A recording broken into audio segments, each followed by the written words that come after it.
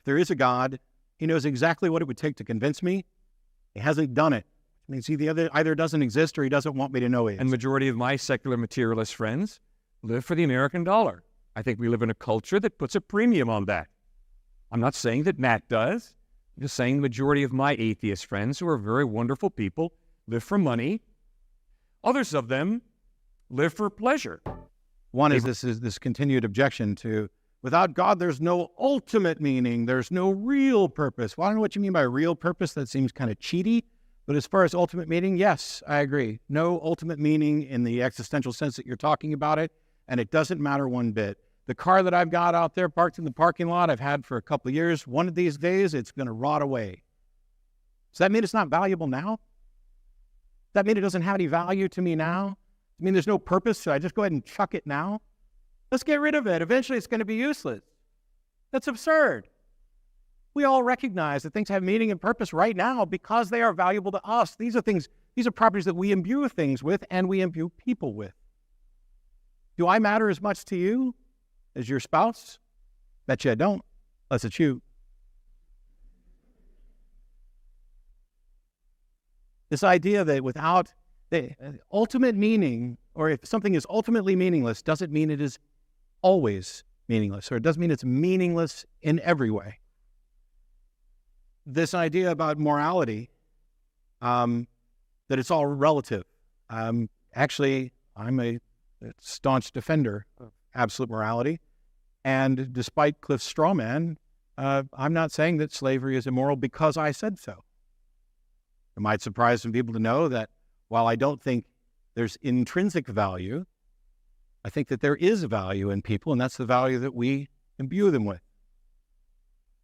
This idea that because I said so is the basis for secular morality is flatly absurd. It's the exact opposite of what I just finished talking about how you go through and you build up this system.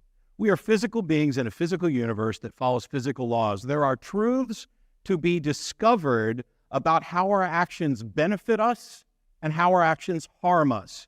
This is simply true.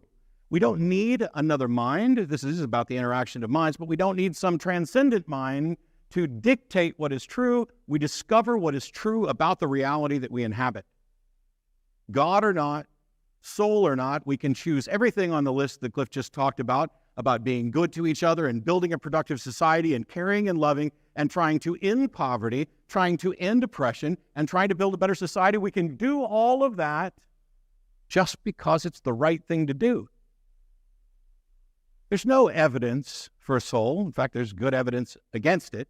There's no evidence, or not enough evidence, of the various God claims that are out there, or not any particularly good evidence, at least that I've been made aware of. But I could be wrong. And tomorrow, I could find out that there is a God, and that I do have a soul. And it wouldn't change very much for me as far as how I end up living my life, because I've already come to good reasons to do things. I'm open to being corrected on them, but what's going to correct me is reason and evidence, not appealing to a God. And if people ask me, well, what are you going to do if you die and you end up standing before God? Hey, I tried. I used my brain. I followed the evidence where it was. And by the way, if your character is actually accurately depicted in the Bible or the Quran, I don't want nothing to do with you. I'm already morally superior to you. I already care more about people than you do. I know. I've never sanctioned slavery, never sanctioned genocide.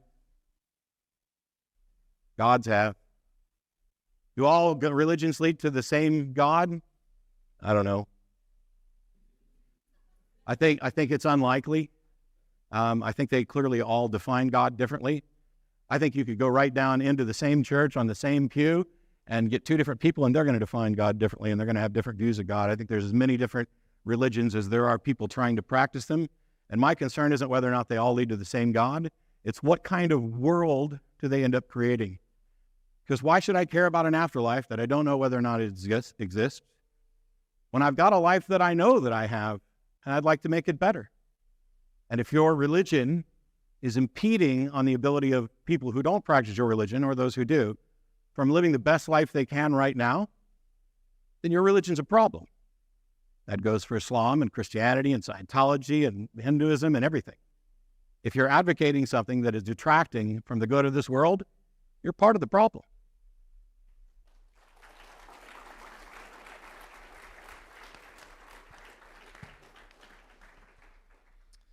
Thank you, gentlemen. Matt, the next question will start with you. Does being an atheist require the same faith that believing in God does? No. I'm seriously, it doesn't require any faith to not believe something. It doesn't. Now, if atheism was this assertion that there are no gods, I'm pissing people off. If atheism was this assertion that there are no gods, well, then yes, you might be able to make a case that that was based on faith, or maybe it's not. It would depend on what the basis, what the foundation for that particular belief was. But atheism, in the weak atheism sense of I do not believe this, doesn't require faith. I don't believe there's a Bigfoot. That's not a faith. It's not a faith-based position. I'm not asserting certainty that there isn't a Bigfoot. I'm just not yet convinced. The Bigfoot claim hasn't met its burden of proof. Neither of alien abductions, which, by the way, I'll point out, you can actually go talk to real living people right now who will tell you their alien abduction story. Living, breathing people, you can talk to them. They will have stories that are similar in detail. In some cases, there are multiple people who have supposedly experienced this together. In some cases, the things that people have seen have been entire small towns. And you can interview these people. How many people think that they're actually being abducted by aliens? Not me. And that's people you can talk to right now. Somebody writes a couple books, in a couple thousand years, somebody could stand up and say, hey, look, I wouldn't believe it, but look at all of these accounts. These are firsthand people. They were interviewed by the news. We have a much better record of what was happening at the end of the 20th and beginning of 21st century than we do about what happened back when Jesus was supposedly alive or back around the time that Hinduism was being formed. This is a real record. We even have video footage of people talking about how they came down. And then they'll start tying it together in an intricate little web, the same way conspiracy theorists do right now. Oh, there were lizard people in the government or crop circles out there. We don't believe in any of that, I hope. I am at Texas State. I kind of respect you guys because I don't care about colleges, so we're not in any rivalry. UT. But we don't believe that. Why should we? And yet we're expected to believe what is potentially a more extraordinary claim and weaker evidence. There's nothing particularly extraordinary about a universe that's billions, 13.7 billion years old, that there might be some other life somewhere. I don't know. Probably unlikely they made it this far. No reason for them to pick out Earth because we're not special, despite what many creationists would have you believe. They've got this wily coyote god who straps on a hat and balances on a wire and goes through all this stuff to catch a coyote. He builds this entire massive universe, all for one mammalian species on this little bitty insignificant dot. Did the aliens get here? I don't know. I don't think so. I don't have any good reason to believe that they did. Doesn't mean I believe that they didn't. And yet we're expected to believe the more extraordinary claims of religion on less sound evidence. We're expected to believe miracles, things that suspend or violate the laws of nature. There's nothing about alien abductions that necessarily violates the laws of nature. Is there? I mean, it's at least slightly more reasonable, and yet we don't believe it. With people you can talk to. Yet we're going to point to anonymous books that are hearsay accounts, copies of translations of copies by unknown and anonymous authors, wherein which we know there are forgeries. Anybody seen Snake Salvation on TV? It's on National Geographic. It's about the snake handling Pentecostals, and they rely on Mark 16, somewhere in the 9 through 20 section, I think it's around verse 18, where she'll take up serpents. Mark 16, 9 through 20 is almost certainly a forgery. It doesn't exist in the oldest and best manuscripts, yet they believe it. Maybe it should be there. Maybe they're the ones that are right. I like snakes. I've got pet snakes. I'm not going to handle them. And I'm certainly, I'm going to handle mine. I'm not going to handle venomous snakes for fun, and certainly not as an exercise of faith, because there's not really good evidence that it's actually something that we should encourage, because those guys get bit and die all the time. And my pastor friends who don't adhere to that particular doctrine look at them and say, hey, dummy, God gave you a brain and doctors.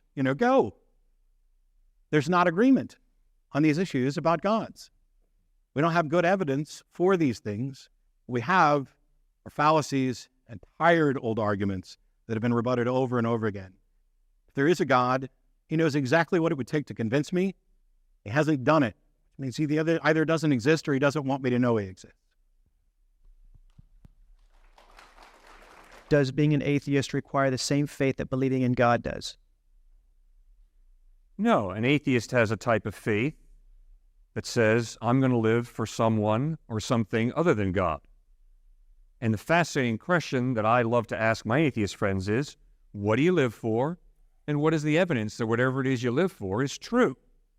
Now, the majority of my atheist friends living in the United States live for money. And it makes sense. Money can benefit you a great deal. Nothing wrong with money. But is the ultimate purpose of life to live for money? So my secular materialist friends are very talented. The majority of them work on Wall Street. And the majority of my secular materialist friends live for the American dollar. I think we live in a culture that puts a premium on that. I'm not saying that Matt does. I'm just saying the majority of my atheist friends, who are very wonderful people, live for money. Others of them live for pleasure. They've reduced the purpose of life to stimulating my nerve endings. I understand that. I enjoy pleasure. I'm convinced that pleasure is a gift from God. The central nervous system that I have that gives me pleasure is good. The taste buds on my tongue that enable me to enjoy food is good. But to reduce the purpose of life to stimulating my nerve endings, I mean, come on. Now, what I find interesting is Matt consistently says, well, there's not enough evidence. Fine. What I would love to hear from Matt is, what am I living for? And what's the evidence that what I am living for is true? See, friends, all of us are going to put our heads on our pillows tonight. None of us can prove that what we're living for is true. The question, though, is, what's the evidence that whatever it is you're living for is reliable and true? And there are a lot of different options out there. Now, Matt likes to talk a lot about the Bible, so let's talk about the Bible. The Gospels that we have in English today are based on over 5,200 Greek manuscripts or pieces of manuscript dated from the 2nd through the 10th century AD, all agreeing to an infinitesimal degree. There is no document from antiquity that can even approach the New Testament Gospels in manuscript evidence. Secondly, you have 4 different Gospels, Matthew, Mark, Luke, and John. They're not carbon copies. Obviously, they use notes. There are similarities in language between especially the Synoptic Gospels, Matthew, Mark, and Luke. But there's a tremendous internal consistency between Matthew, Mark, Luke, and John. There are no major contradictions. There are different perspectives. The same way that if you and I were standing on a street corner and we saw 2 cars coming down the street and we heard a woman scream, there was a screech of brakes, and then there was a collision. If you and I went to the police department and you said, officer, I saw the 2 cars coming down the street, I heard a woman scream, and then there was a collision. And if I were to say, officer, I saw the 2 cars coming down the street, I heard a screech of brakes, and then there was a collision, we're not contradicting each other. We're offering 2 equally valid perspectives on what really happened. And that's what you've got in the Gospels. I'm real glad they're not Xerox copies. They're not photocopies. They're unique perspectives on Jesus of Nazareth. Now, what I find astonishing is that Matt says he went to seminary. No, I didn't. All right, you were going to the ministry? Yeah, I was going to. I didn't go. Yeah, you want to go into the ministry, okay? Which means you probably read the Bible. And then when you reel off a statement that the Bible doesn't say anything against slavery, that's embarrassing. Let me tell you why it's embarrassing. The main point of the book of Philemon in the New Testament is Paul is writing to a slave owner, Philemon. And he is saying, I met your runaway slave, Onesimus. Now, in the Roman Empire, the law is that you are permitted to execute the guy. He's a runaway slave. But I, Paul, am asking you, Philemon, to take Onesimus back, no longer as a slave, but as a brother in Christ. Who do you think fought and finally won for the abolition of slavery in the British Empire? A man named William Wilberforce, who served in the British Parliament, and it was due to his faith in Christ that he struggled against slavery in the entire British Empire until he won just before he died. Why did William Wilberforce fight for the abolition of slavery in the British Empire? Because he was a devoted follower of Christ, and he understood that all human beings are created in the image of God. Therefore, to stand against slavery and to stand for the value and dignity of all of human life is not an option.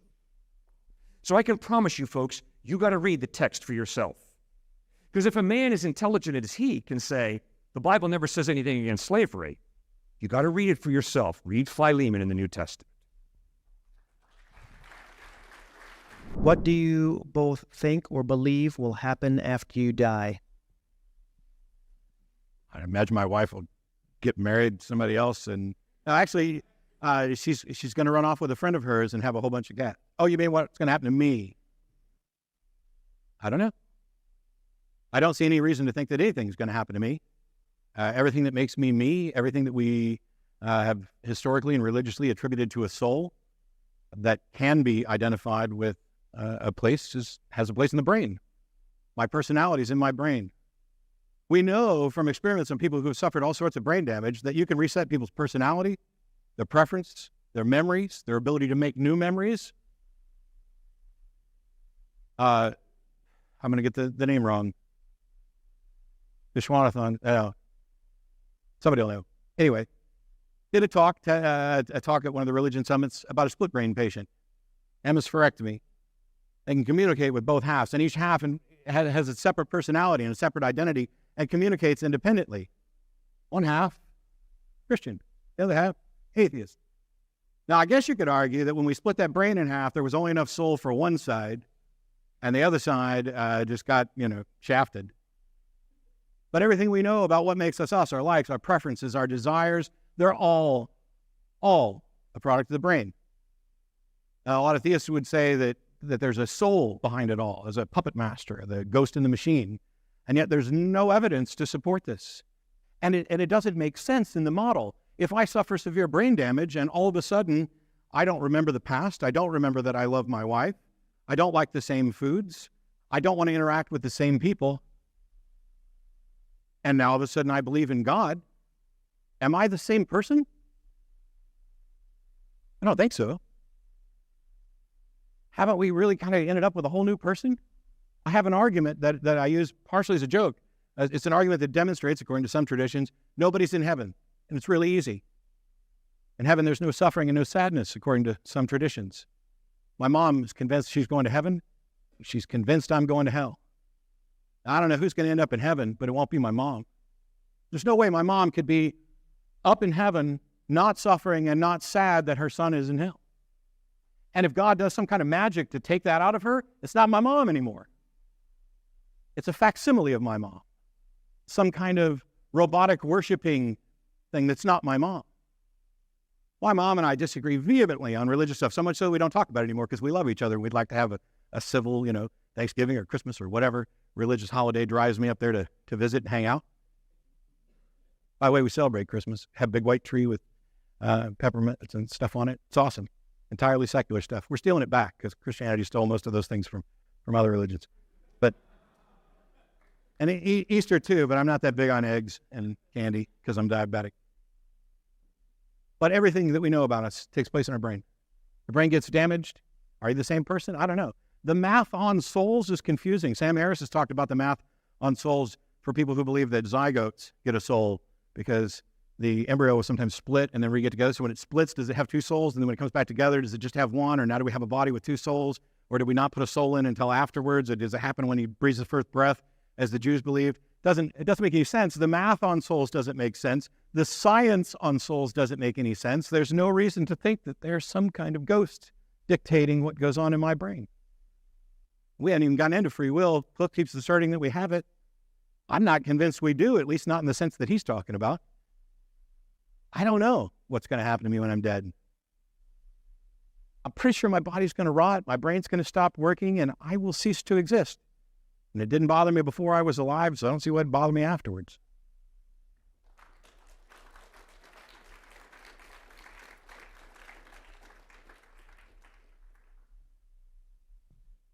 Guys, we got to be honest with each other. If there is no God, we know exactly what happens when we die. If there is no God, there's no life after death. If there is no God, you are matter and energy.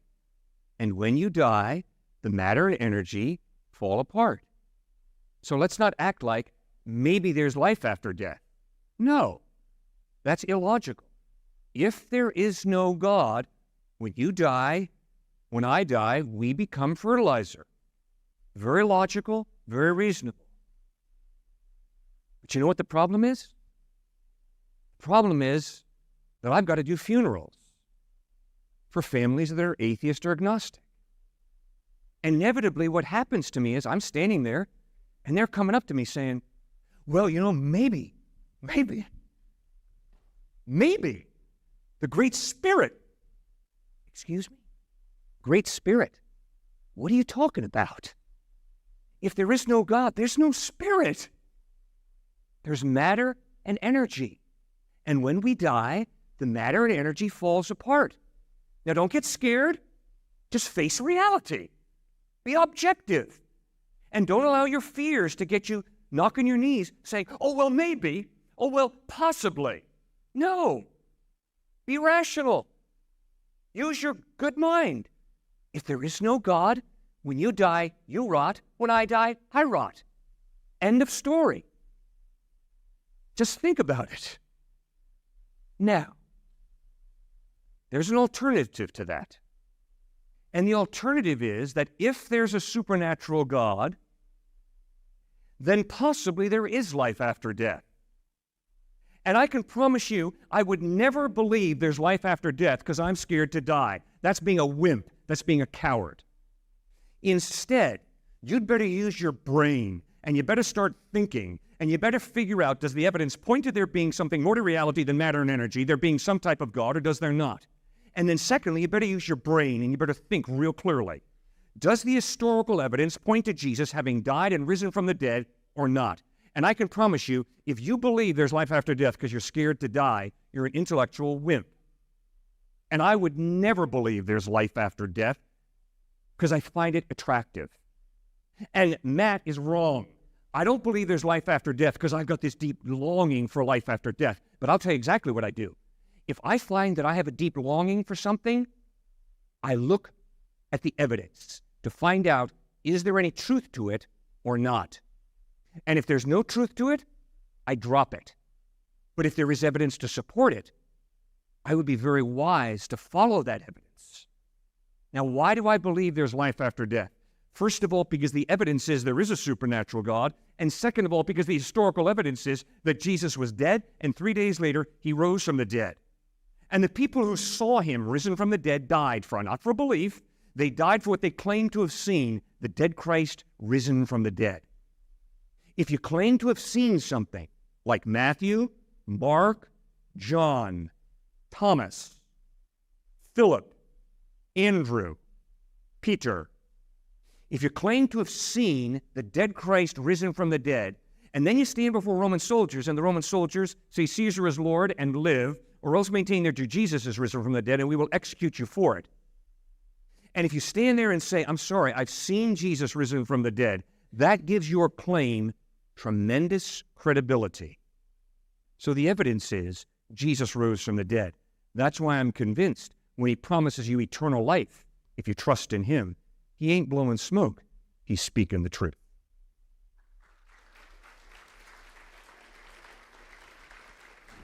How do you both explain love? Is it a real thing? If there is no God, you have reduced reality to matter and energy. Which means the student at Duke University was absolutely right when he said to me, Cliffe, there is no God. And I asked, fine, then what motivates Mother Teresa to do what she's doing among the dying in Calcutta, India? And he was spot on when he said, the drive to preserve the genetic pool. That's what motivates Mother Teresa. And I said, I'm sorry, I don't agree. I don't think that Mother Teresa has to work among the dying in Calcutta, India. I think that she freely chooses to. I think that she freely chooses to love people who are dying ghastly deaths. And that ability to choose to love is part of what it means to be a human being. And every atheist, every agnostic, every human being has the ability to love. All of my atheist friends love. Very deeply they love. But what is love? Love is not simply a biochemical reaction, a sex drive, or a drive to preserve the genetic pool. Love is a decision of the will to care for someone else. Now, I think Matt's definition of love, it's something that just comes to you, is straight out of Hollywood. In other words, love in America for too many of us is something you fall into and fall out of. It's a feeling that just sort of overwhelms you. Jesus said, love your enemy. I never have good feelings for my enemy. So is Jesus being unrealistic when he commands us to love our enemies? No. Because when you read the New Testament and the Old Testament, what you begin to realize is love is not a feeling that you either fall into or out of. Rather, love is a decision of the will to pray for and to work for the well-being and the success of another human being, even if that person is your enemy. So, you and I are created to love. We all have a free will, and we all choose whether to love or to seek revenge. We all choose whether to love or to be apathetic. We all choose whether we love or hate. And I can promise you, if you put your faith in Christ, all that he wants to do is help you to love others better. And that has been my experience. I went to Davidson College down in North Carolina to play basketball. The only problem was I wasn't good enough to play D1 basketball. So I barely made the team, and I had good seats for every game. And there was an assistant coach who would stand on the sidelines during basketball practice, and he would mock me. And my teammates would come up to me and say, hey man, what have you done against this guy? Did he treat you like a piece of dirt? And I'd say, I don't know.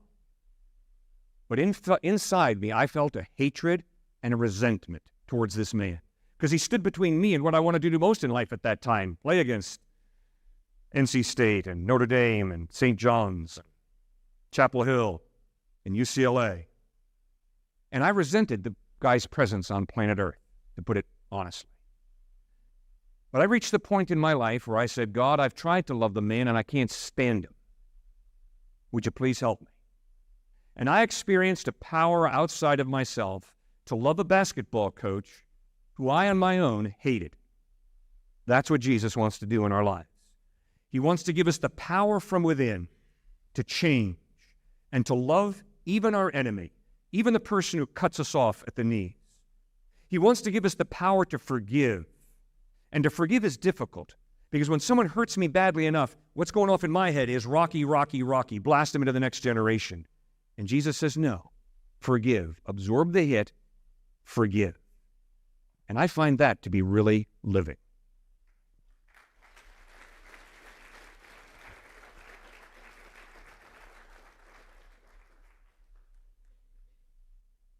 So on a couple of occasions, we heard if there is no God, then there's only matter and energy, which I'll just point out is not actually true.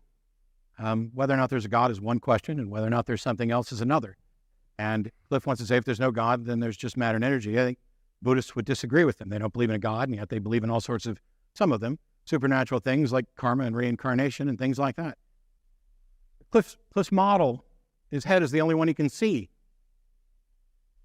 When it comes to love, he brought up the example of Mother Teresa. If you're Catholic, I'm probably going to piss you off, but if you haven't read Christopher Hitchens' missionary position, you probably should. Because Mother Teresa was not an agent of love. She was in love with suffering. She felt that suffering brought people closer to God. So she brought in millions in donations and left people laying on squalid floors, suffering and dying because it was God's will. She was not some agent of change. She did not provide the medical treatments in many cases that would have been necessary, that would have been a real demonstration of loving someone and caring about them. She loved her idea of God, which included suffering, as a primary demonstration of what God wanted out of these people's lives. Now, I'm not advocating really a Hollywood love. I was just, when I said, love's kind of something that happens, I was talking about how you fall in love or meet somebody. I don't remember making any sort of conscious choice. Maybe I did. The demonstration of will was what I do with love. What is love? How do I explain love? Well, yeah, it's something that happens in the brain. Electrochemical signals, blah, blah, blah, blah, blah. We can distill that down until it seems to some to be just really kind of sterile and clinical. How is it any less wonderful if you discover that the experience that you've had of being in love does not actually come from an external source? You still had that feeling. It's the same. It's true. The experience isn't diminished, and I would argue that this constant appeal to gods as external sources for things like love diminish them. People look at flowers. Flowers are beautiful. I love flowers. Not as much as some people, but I love flowers. Is a flower more beautiful because God made it? Of course not.